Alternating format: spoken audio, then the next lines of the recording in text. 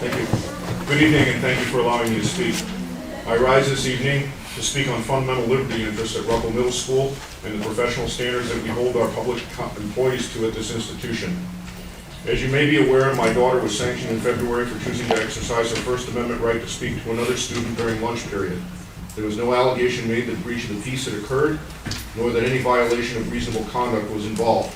Her sole offense was choosing to sit at a table where peaceful conversation with an associate was possible during the only non-instructional period of the day.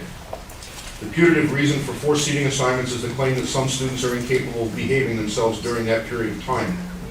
Rather than punish offenders, the school has chosen to treat everyone as a miscreant and violate their fundamental liberty interests. This disagreement, had it ended there, would not have resulted in my asking to speak to you this evening. Rather, the bulk of what I wish you to consider is the standard of conduct permitted the employees that we, the taxpayers, hire to operate and administer our schools.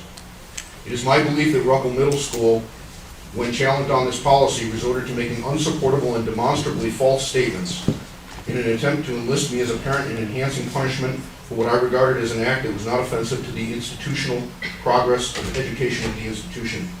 Having lost the original argument on the merits, the decision was taken and then upheld on a continuing basis, including in a meeting on February 24th with Ms. Tibbetts, to be less than honest in an attempt to justify the school's policy.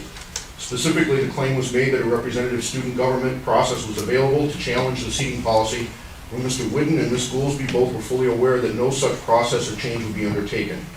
Our nation has and continues to suffer severe economic damage caused and furthered by the institutional and intentional distortion of the truth. Banks lied to investors, citizens lied about incomes, and governments lied about budgetary sustainability.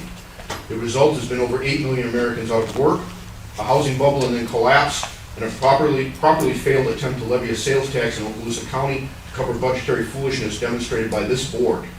As a nation and as a state, we cannot recover until the obfuscation, misdirection, and intentional falsehoods end.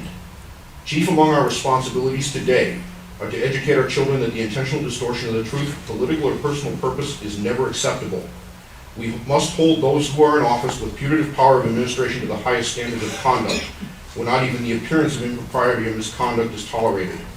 Our children must be instructed in and have respect for fundamental liberty interests from their earliest days in school, with punishment and sanction coming only after an actual offense against the mission of the educational institution takes place. At the same time, any instructor or administrator who attempts to use a fallacious claim to buttress an argument must be dismissed without delay. Our children learn from the examples put before them. We cannot, as a nation, tolerate these examples being ones where the ends are claimed to justify the means and falsehoods are used to promote an agenda that cannot stand on its merits. Thank you. Thank you, Mr. Derringer.